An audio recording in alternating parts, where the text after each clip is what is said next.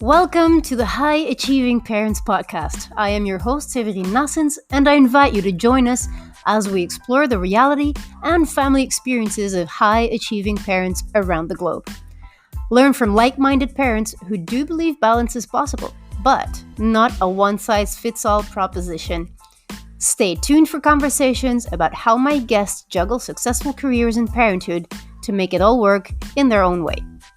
Will we find a common thread throughout these interviews? Let's find out. Welcome back to the High Achieving Parents Podcast. Today is a premiere, is a special edition. It's our first couples edition. And I am so blessed and happy to have Bert and Nancy Bruneau with me all the way from Calgary, Canada. They have two little girls. I had the pleasure and the fortune to work with them as a family, and they are very high achievers. Both of them have their own businesses. They run their business together. They are coaches. They are speakers. They are mentors. They are very powerful. Talking about a power couple, this is it. And I'm so honored to have both of you with me today. This is going to be a special episode and checking in on how you do it as a couple, what the experience has been and is still unfolding for you with Ella and Aviva. So welcome, Nancy. Welcome, Bert, to the podcast. Thank you, Severine. It's a pleasure to be here, an honor to be here. Yes, thank you. It's looking forward to it. Yeah, me too. And I'm really happy to have both of you, because this is very special to me to get both sides of the story, because obviously as moms we have our story, and then the dads have their own side of things. So this is fun to put things into perspective and to compare the experiences as well, because I do know that we all have our own side of things, our own perspective on what's going on with the kids, on how we mix things and how we handle things. So the first question I usually ask, and I want to put this out there for both of you, is, as high achievers, what has been your highest achievement professionally, individually, and as a team? Do you want to go ahead, Bert, or do you want me to start? I'll be my ladies first. Highest achievement in our business. Well, I mean, working with your partner every day is, it can be very challenging and also very rewarding. So one of the greatest things, like you call us a power couple, but I think that evolving as a couple and learning to work together and, staying married and happy is like probably one of the biggest achievements, because I mean, nowadays people get divorced over how, the toothpaste is squeezed out, right? And, just little things like that. But when you're running a business together, it's a whole different ballgame, a completely different ballgame. So, learning to evolve, adapt, work with changing times, being together all the time, having different coaching styles and opinions, how to lead, that I think just having gotten to the level of CEO in our company is that we work really well together. And that to me is such a huge achievement on our end. Mm-hmm. What would be the key element to make that cooperation work? I think, well, actually, I believe that Bert and I we're both like we believe in learning, evolving ourselves, personal growth. And when you're learning and you're growing and, you want something and you have the same goals and dreams, you having the same goals and dreams is a huge factor, but also growing together instead of growing apart. That is one of the elements that honestly is it's been a game changer for the both of us. Yeah, absolutely. I think, over the years and, being in business for the last 20 years, yeah, we've achieved great things. We always have, and I think that's one thing that we have is just we constantly have greater ambitions, greater things that we want to achieve. But we come to realize it's not all been, and that's what sometimes you get out there, people think everything is all just sunshine and rainbows, that everything is just perfect all the time. And we've worked through some, so through some of those challenges. We've realized, what works and what doesn't work. Where do we work well together? Where do we don't work well together? But I think what Nancy said is so important, is knowing that, for example, and I think is so key in life, is you're either growing together or you're growing apart. And I think that's one of the things that I believe that we're on the same page, is the importance of growing together. So the more you grow, the more you start to understand each other, no different, you go through challenges and, and those type of things. But you find out is like, okay, well, this didn't work. What's a solution to that? We've realized, in certain aspects of the business, we work very well together. Certain other aspects, it doesn't work very well together. So we know, okay, we can't do that. so we got to find a solution for that. And I think that's where is the understanding is that, it's not perfect all the time. Right. And that's the beauty in it, is that it's not going to be perfect. You're always striving to make it better. And that's one of the greatest attributes I love about being in business together, is because it's a challenge every day.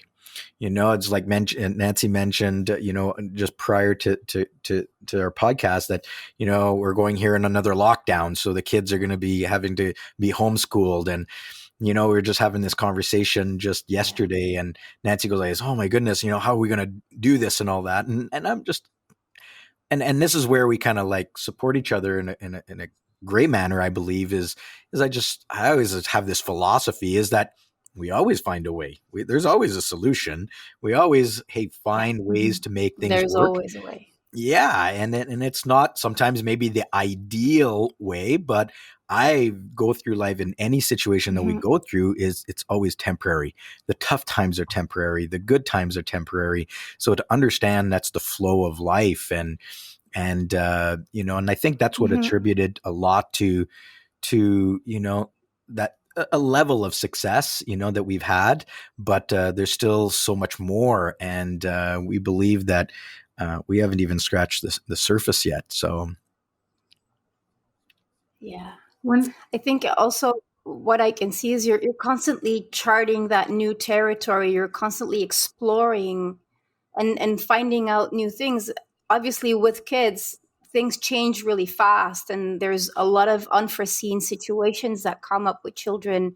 And as that evolves, I sometimes I look at my family as my business, because there's always surprises that come up, and there's always things that you have not dealt with before, and you have to look for solutions, like you said. And being solution oriented takes a lot of pressure from off the table, because you're always looking for a way to figure things out. Now, running your business together, obviously the family as well, how have you been able to integrate when the girls came along? How have you been able to integrate all of that into your very busy schedule? I can add to that. I'm gonna say I've been probably the most blessed, because Nancy's probably the strongest woman that I know.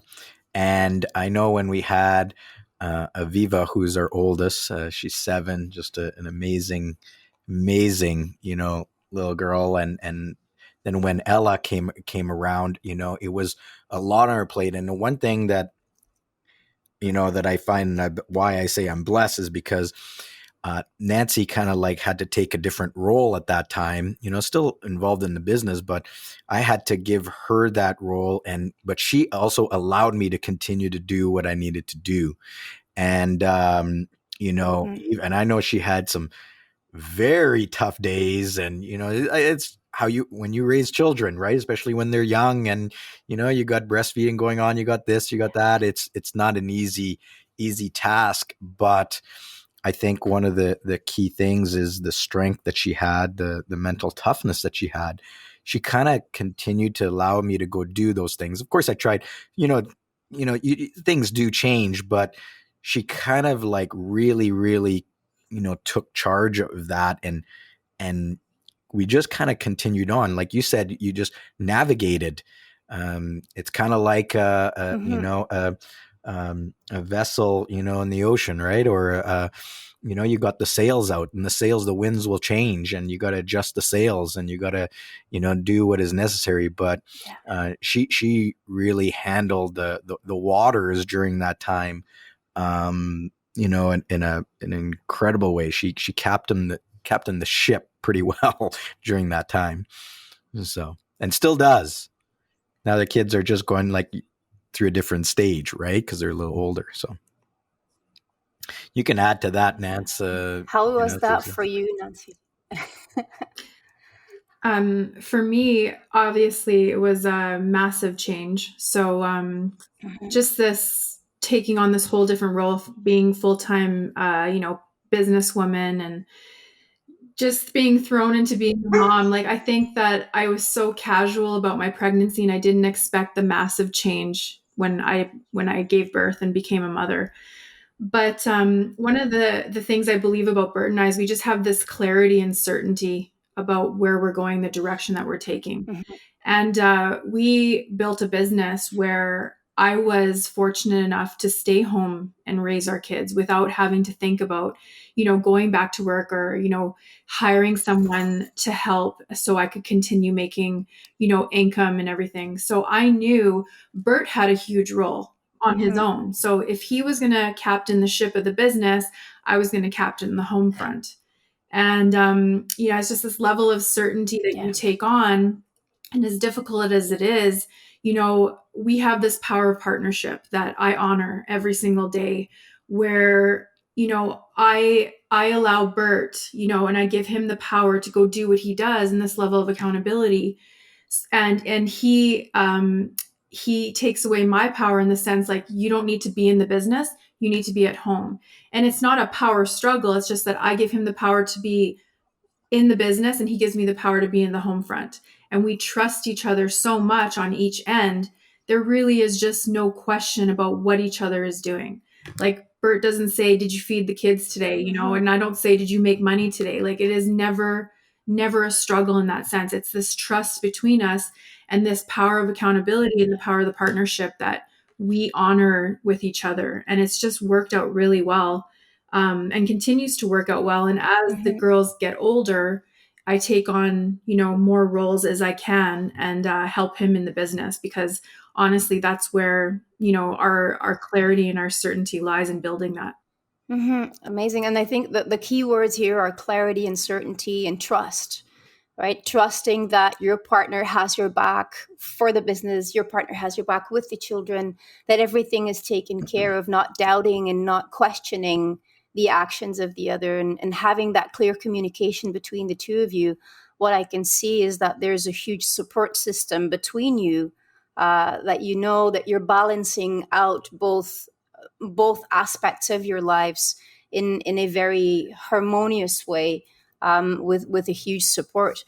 Now, and what you mentioned, that you did not expect the changes that happened when the girls came along, and I can totally relate to that. I thought I was ready, and I thought it was like, okay, it's time, I'm having my daughter. And then when she came along, I figured out I had no clue what I was doing, and then the journey started. I totally relate with that, and I think that most of us can relate to that. You're never ready for such a life-changing experience, because having a child is a huge life-changing experience. We can set up businesses and change careers and do all that, and it's very manageable because it's something we totally control, really. But having a child is something, it's full of surprises. So I totally get that. But I do honor the way that you have been managing this, and you are managing everything. And also with the pandemic, we get the kids at home, we do homeschooling. You have to let go again of the office for a little while to be back home with them, and mix all of that in. So it's really gratifying to see that you've got this covered, as a team. Parenting wise, what has been the hardest part for both of you in this journey as mom and dad? Well, for me, travel, there's obviously not at the moment, but in the beginning when my children were younger, there was we travel a lot with our business. Leaving them, even though I think it's very healthy to, have some space between your kids and to spend time as a couple, it was difficult. Honestly, I'm not going to lie to you. Like, they were hanging on to me and screaming and crying, and it was so challenging emotionally to be like, am I making the right decision by, going away for 4 days?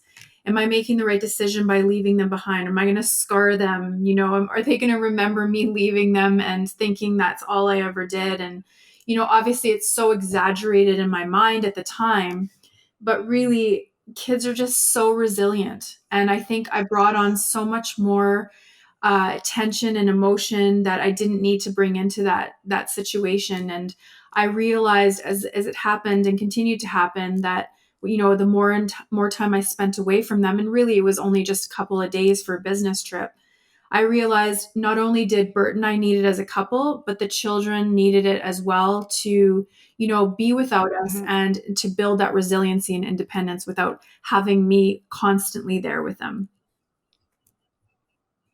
Yeah.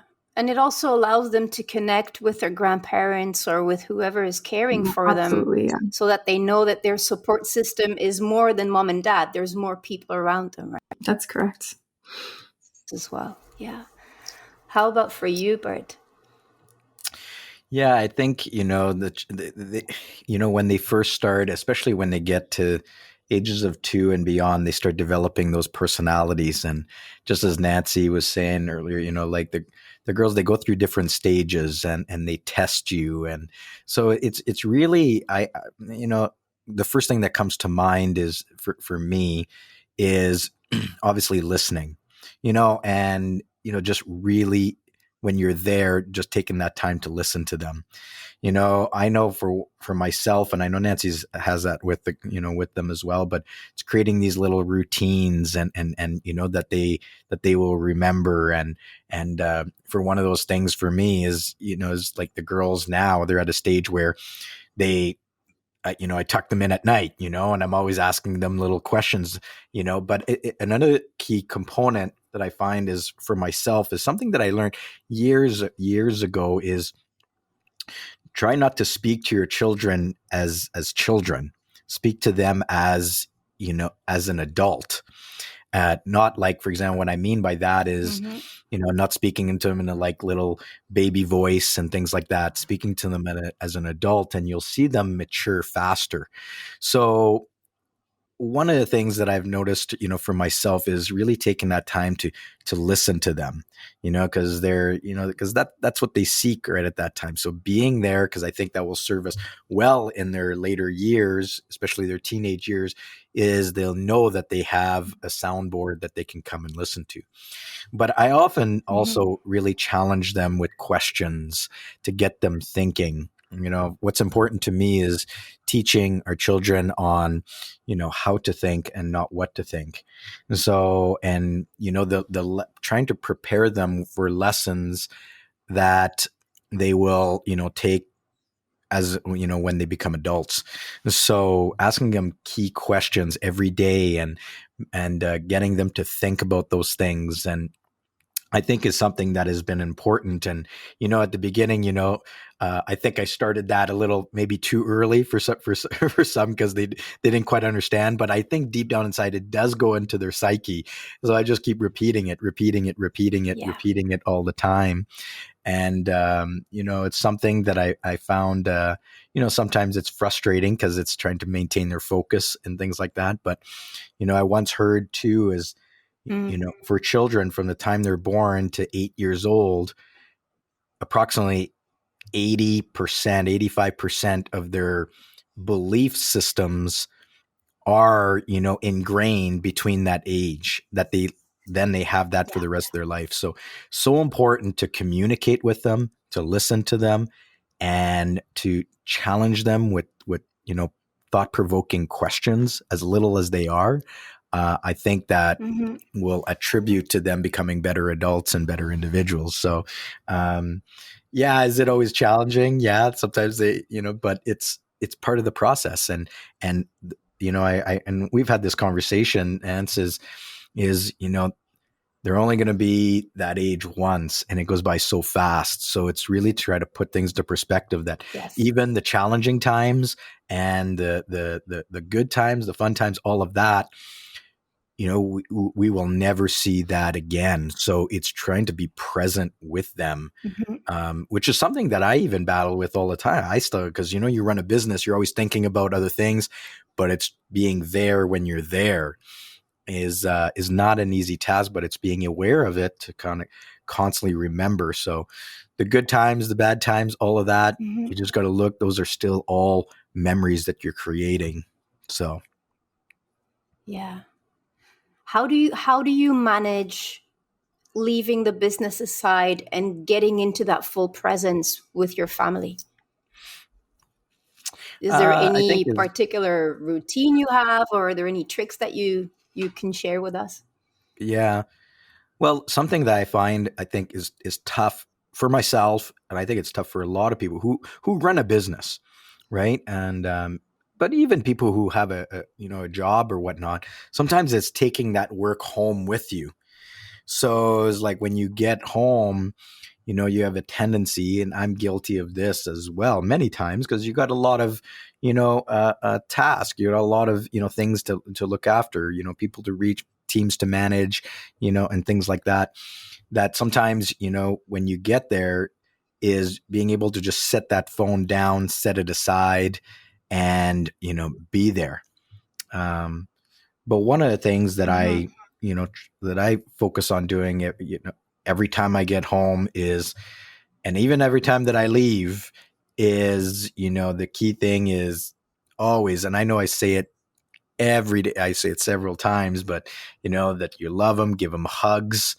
Hugs, is something that's important to me. So when I get home, I get those hugs. When I leave, I get those hugs. But it's trying to leave what is at work, when I leave the office, when I leave the business, that when I'm there, take that time. So even sometimes on the weekends is like, okay, I'm going to take an hour and just play with them, right? Whether it's cards or whatever the things that they want to do. And just sometimes doing that, all of a sudden, right after we've done that, they kind of go on and play with each other. They're not nagging you, hey, come and play, come and play. Yeah. So it's committing that time to them. It's like anything, not anything different, is like you schedule an appointment, for your clients or for your team and things like that. Schedule appointments, for your family. And some people will think, well, man, that's crazy, but it's important, right? And so that's kind of the things that I've attributed to. I'll be honest, I wasn't very good at that at the beginning by any means. But as I grow, I become more conscious of that, hey, they're not going to be that age forever. Time goes by so fast. I never realized how quickly time goes, how quickly time goes by until we had kids. Yes. So anyhow, that's kind of how I've managed it. That puts time totally in perspective. Absolutely. How about for you, Nancy? How do you switch? How do you make the switch between coach and business owner and mom and wife? How do you go about being present? Being present has probably been the most challenging thing about being a parent. Just because at the ages that they are, they acquire, a lot of attention, or they want, to be seen, and they want to be heard, and they want you with them. And my kids are very, they're not 100% independent yet, but they always want me with them. And I spent a lot of time with both of them as they've grown up. And so when I have to separate things, like I do a lot of pockets of windows. So my schedule is my best friend. So as the moment, like I have my, my time in the morning, I call it my 3 hours of power, where I work strictly just on myself. And I dedicate that time to myself in the morning so that if I were to do it later, I wouldn't feel guilty about not spending time with them. And then, of course, they're both in school right now, so it allows me another pocket of time to coach or work on our business, or just to catch up on emails or anything like that that needs to be done with our business, or in coaching for that matter, or social media. And then, of course, I also have, to pick up Ella because she's half a day. And that kind of puts a little bit of a damper in my day, which I'm really looking forward to her being in school full time. But honestly, then I get to spend a little bit more time with her.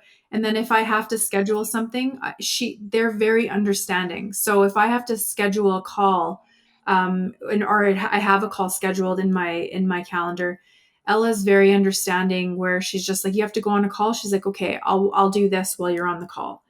And what I think it's done is it's fostered independence.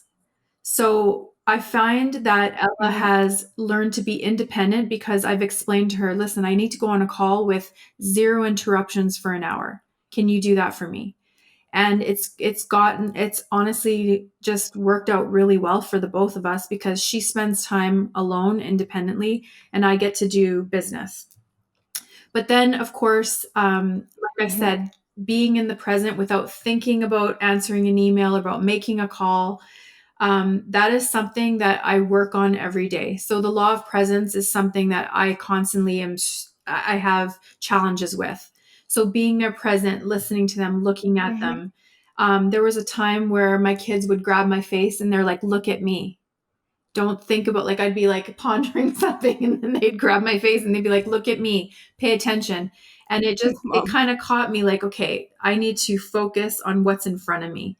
And when I can focus on what's in front of me, even if it's just pockets, I understand that I'm present in those moments.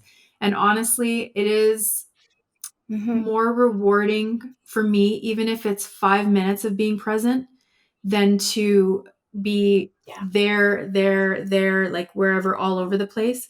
But even just 5 minutes of those present moments with my kids has done wonders for me and for them as well. Yeah, if I could add another thing to just what Nancy was saying is getting them involved. I mean, we've gotten our kids involved in our business.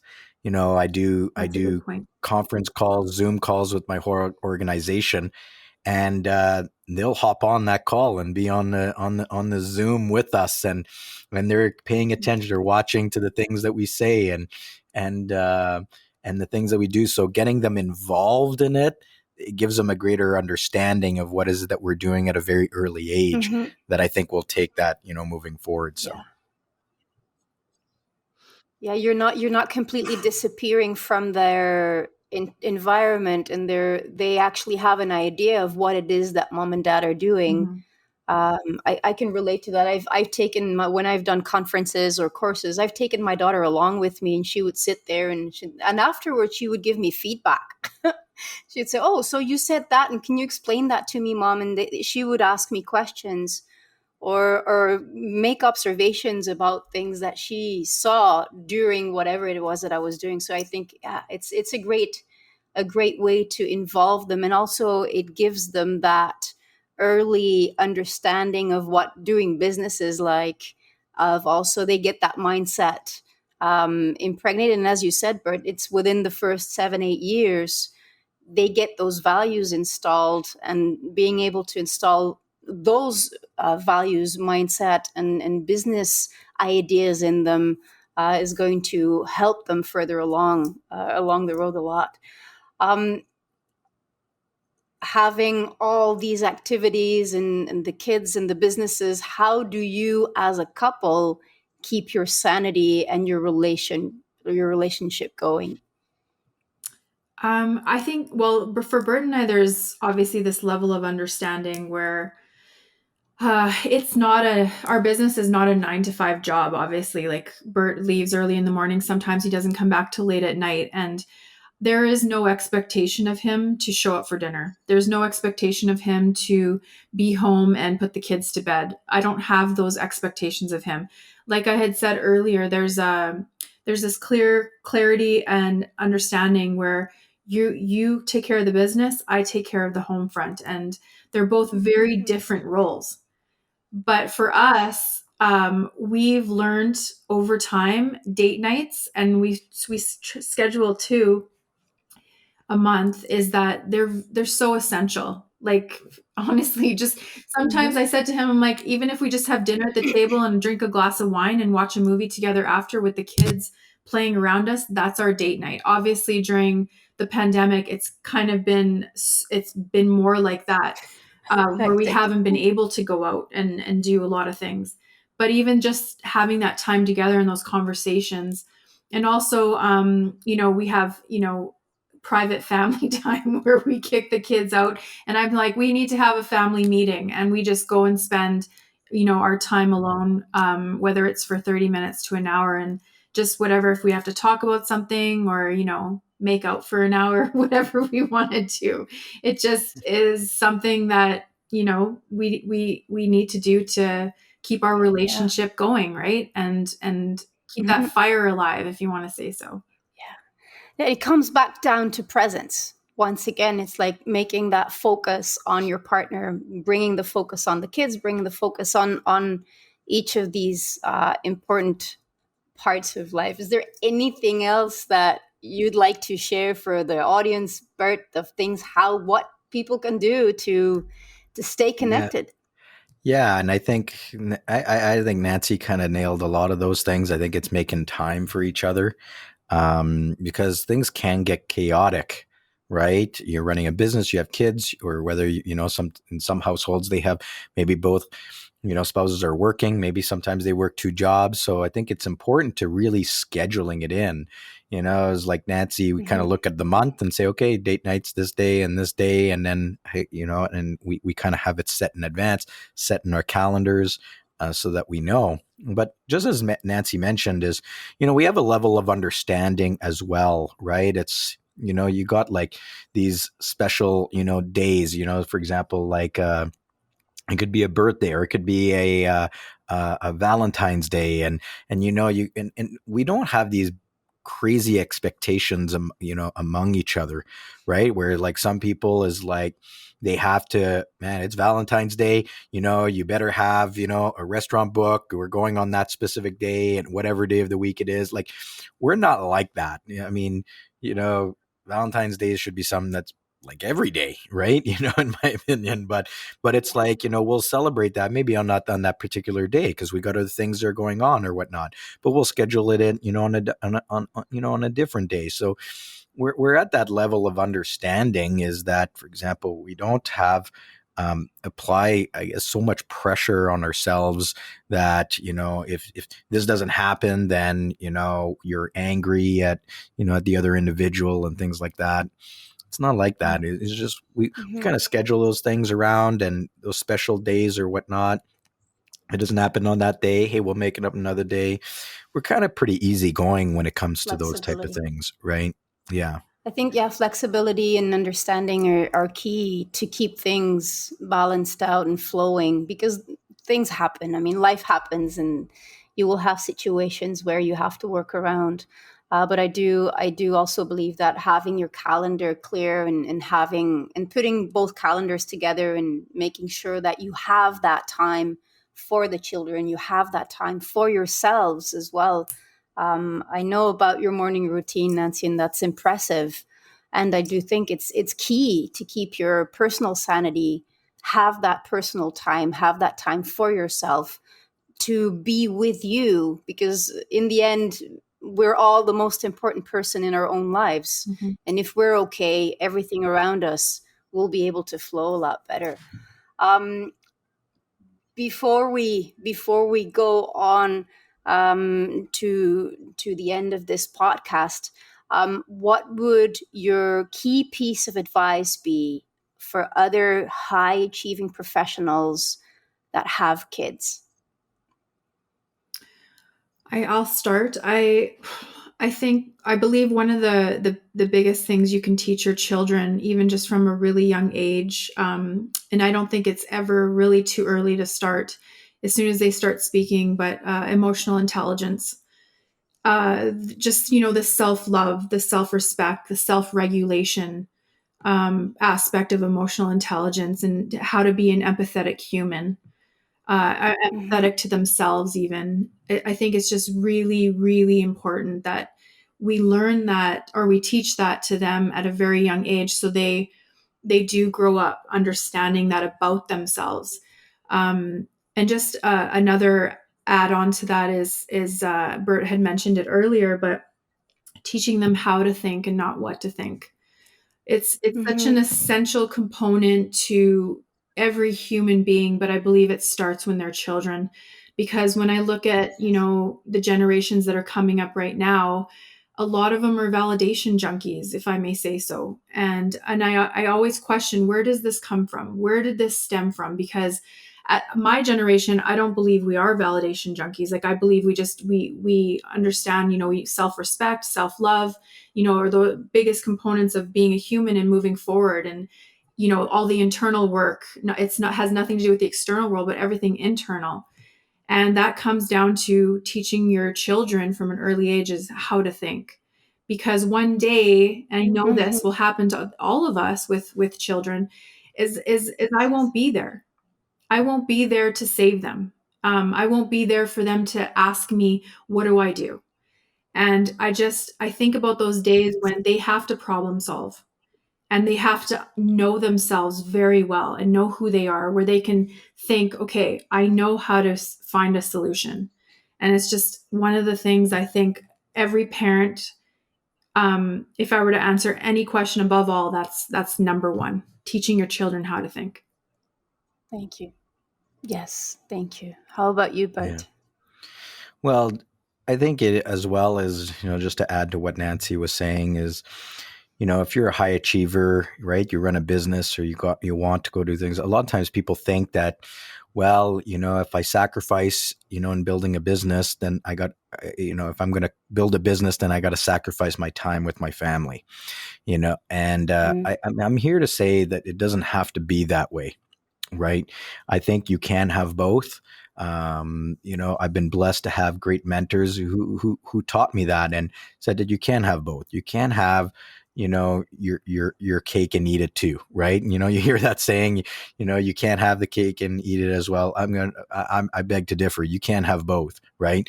It's just coming down to making sure you're realizing your priorities. Right. And the priorities, and you stick to those priorities and live by those values, live by those principles. But, with the kids, I'll tell you, it's just no different for us. It's a learning curve, in raising them. But I think like we said before, we spend a lot of our time on growing ourselves and we want to pass that on to them. And it's really not being afraid, show them that love, that connection, and really listening, but also having the ability to challenge them, not doing everything for them. I was blessed to being raised on a farm. And I think one of the best things that my parents did is they taught me that work ethic. They taught me that, so it's getting them. And I catch that with the girls all the time, right? Papa, can you do this for me? And I'm like, no, because they'll take advantage. They're testing you, right? And I was like, hey, no, you can go do that.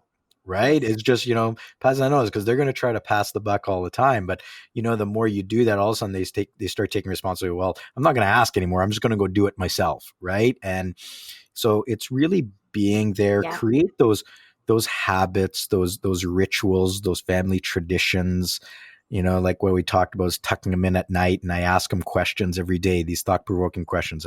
Every day I ask them a few simple questions. One is, what did you learn today? Right. And then the next question I ask is, what did you fail at today? What mistakes did you do today? Because I want them to learn that it's okay to make mistakes. It's okay to, not to be afraid of failure, because failure is part of life. Failure is part of success. Failure is part of achieving the things that they're going to want to achieve. So now it's like my girls is when I'm coming home, sometimes they wait for me they stay up a little later. We're not so strict with them and when it comes to that, but it's like they stay up a little later and I tuck them in and they're ready every day.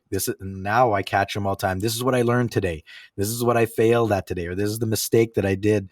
Right. And then I say, okay, so, you're going to do that correction. You're not going to make that mistake again, because I want to teach them it's okay to make failures and make mistakes, but it's also not okay to make the same mistake over and over and over again. You got to learn from it, right? So, and then just those little, again, those little traditions, in the mornings is, screaming out their affirmations. I am brave. I am kind. I'm courageous. I am a winner. I'm this, I just want them to ingrain those little things, into their head at an early age, those belief systems, so create those little traditions, those fun traditions. And I think they grasp onto that. Sometimes when I drive them to school, we're saying those affirmations and, I let them play the music and, the best, those little memories where my girls go like this song reminds me of you, Papa. And then, so it's like these little things that, you'll keep forever. So, those are just a few things that I can really add into that. Thank you. Thank you so much. Wonderful, wonderful tips. The affirmations, I really love that. And the questions as well. You're really installing that critical mindset into them to think about the things that happen during the day, to be grateful for everything they have, and to learn and move on. And between the two of them, I know that they have a great dynamic as sisters. I can't wait to see them grow up and see the amazing young ladies they're becoming. Thank you both so much for spending time with me, sharing your amazing story. I wish both of you and the girls all the best. Plenty of success in all realms. And please do share with me where people can reach out to both of you. I'm mostly on Instagram, so at Nancy and Bruneau, really. Thank you. I'm on Instagram as well, not as active as much on Instagram as what Nancy is, but people can catch me on my Facebook page. I do have a Facebook page that I put out content every day, and I typically go live on that twice a week, every Tuesdays and Thursdays at 9 a.m. So give out content on mindset, winning, all this kind of like things that, hey, can help people improve. So that's where they can catch me, Instagram and on my Facebook page.